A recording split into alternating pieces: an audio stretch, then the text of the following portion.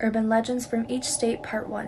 In 1887, in Wexford County, Michigan, two lumberjacks spot a creature. They describe it as being 7 foot tall with the face of a dog and the torso of a man. Fast forward quite some time, an old woman is living on a farm by herself. She calls police when she hears scratching on her window. When police arrive, they see a paw print bigger than any animal they've ever seen. And when they investigate the claw marks on the outside of her windows, they realize they're almost 8 feet off the ground. In 1987, a DJ in northern Michigan released a song about Dogman. He said he did it as an April Fool's joke, but that's when he started getting calls from people in the area. They were claiming that they've seen Dogman themselves. And in 2007, this found footage went viral. It supposedly shows an interaction with the Dogman himself. We can see a creature lunging, and when the clip is played in slow motion, it seems that this person probably didn't make it out alive. Welcome back to Urban Legends from Each State. Part 2 is Texas. There's a gruesome legend that takes place at the intersection of Shane and Villa, Maine in South San Antonio. And this is how the story goes. A school bus full of children gets stalled on the train tracks. And when the train rounds the bend and sees the bus, it's too late. It's not able to stop in time and it hits the bus, killing everyone on board. And it's thought that the spirits of those lost in the crash that day still wander the area. Locals believe that if you stop on the train tracks and put your car in neutral, your car will be pushed to safety by something that can't be seen. Many people have also experienced handprints being left on their vehicles afterwards. These YouTubers tested this theory by sprinkling baking soda on their car, stopping on the tracks, putting their car in neutral, and finding this after. Tons of tiny little fingerprints. Urban Legends from Each State Part 3. In the area of Philmont, which is now owned by the Boy Scouts of America, there's said to be a portal to hell, and it's located here. It's rumored that many scouts and visitors of the area have disappeared. Not only do compasses not work here, but it's also struck by lightning more than any other area in New Mexico. And many petroglyphs were discovered in the cave system. A medicine man studied them, and this is the theory he came up with. He said that the ancient people of the area had a great battle with evil, and to keep these dark forces at bay, they entered a portal to the underworld. A great shaman stayed behind to seal up the portal behind them. He then lined the area with cat totems to keep evil at bay. Legend says that if the cat totems are destroyed, the portal will be reopened, and as of right now, there are only 2 remaining. Many people of the area have also witnessed a blue light hovering just above the mountain range, and this still cannot be explained. But some think it's the light of the shaman standing guard outside of the portal entrance.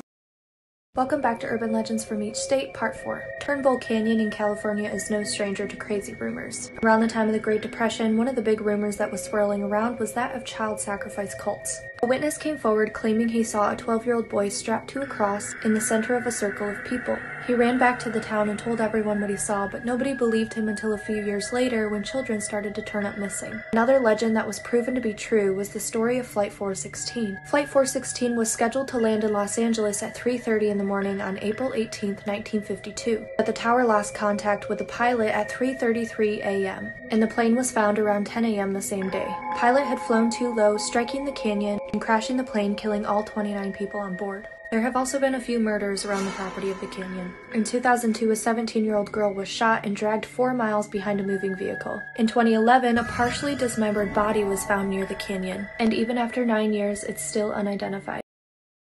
Welcome back to Urban Legends from Each State. Part 5 is New Jersey, and no, I'm not going to talk about the Jersey Devil. I'm actually going to talk about St. Joseph Church in Jersey City. For over 100 years now, people have reported seeing these mystery lights in the church's steeple. But they can't always be seen. A man named Matthew was the first one to see what's now known as the Eyes of St. Joseph. This happened in 1921, and he immediately went to the bell tower to investigate. Matthew's grandson then went to the church the following day asking if anybody had seen his grandfather. He found Matthew's lifeless body slumped over in a choir loft. The lights were spotted again in 1954 on Good Friday. The church's priests covered the floor in flour in the hopes of catching the culprit, but the flour hadn't been disturbed at all. And after nearly 100 years, this still has no explanation.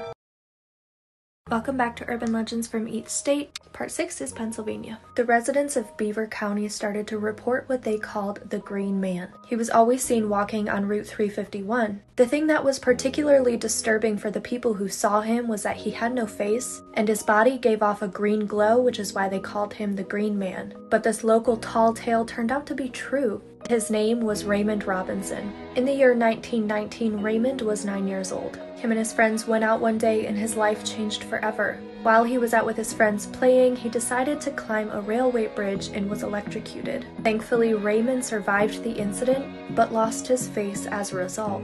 But Raymond didn't let this incident force him into solitude. In fact, he used to walk during the day until he encountered some really awful people. Then Stephen began walking at night, and that's when the legend of the Green Man was born. Raymond passed away in 1985, but many people have claimed that they still see him walking along Route 351.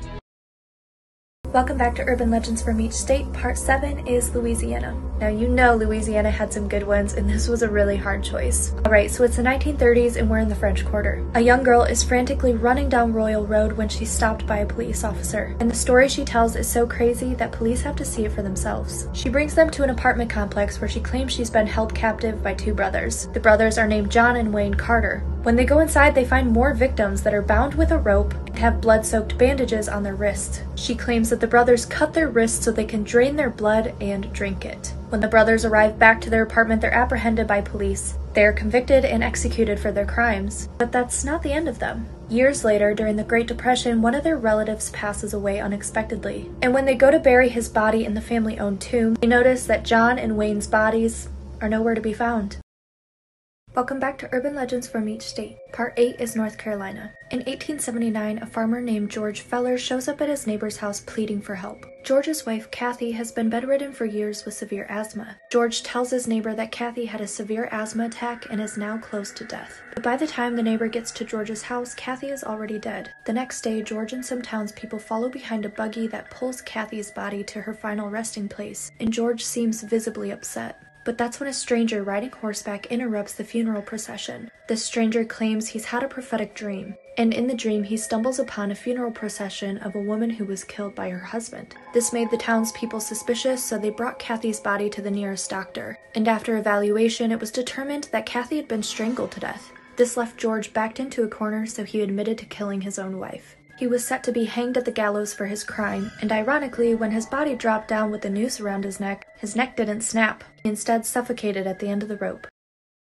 Welcome back to Urban Legends from Each State. Part 9 is New York. There's a legend that comes from a haunted cemetery on the east side of the state. Many people have come forward, all reporting the same phenomenon, and it's been said that the statues in this cemetery bleed from their eyes. Now, it's important to note that none of the people that have come forward are actually related to each other. They have all been random strangers to each other. Other people visiting this cemetery have claimed that they've seen figures sitting in the trees above tombstones. Not a ton is known about the history of this cemetery, but its first ever burial plot was dug on November 9, 1857, and that plot belonged to a 4-year-old boy. The cemetery now has over 33,000 assigned plots, but according to the visitors, it seems that not all of the occupants are resting peacefully. Welcome back to Urban Legends from Each State. Part 10 is Colorado. There's a 13-mile stretch along Riverdale Road where many unexplainable things have taken place. It's said to have its own gates of hell. This was supposedly built by a man who went insane and burnt down his entire mansion with his family asleep inside. People have since reported seeing a woman in white walking along the road. She's the assumed wife of the man who burnt down his mansion, and many believe she walks along the road to find her children. There have been plenty of crashes on Riverdale Road. People have also reported seeing a jogger and a little boy here. Both of them were hit and killed in hit-and-run accidents. The little boy is known for leaving bloody handprints on people's cars. A phantom Camaro with only one headlight has also been spotted. It's known for driving closely behind drivers trying to run them off the road before disappearing. And if all of that wasn't scary enough, people have also seen bodies hanging from the cottonwood trees that line Riverdale Road, but when authorities arrive, there's nothing there.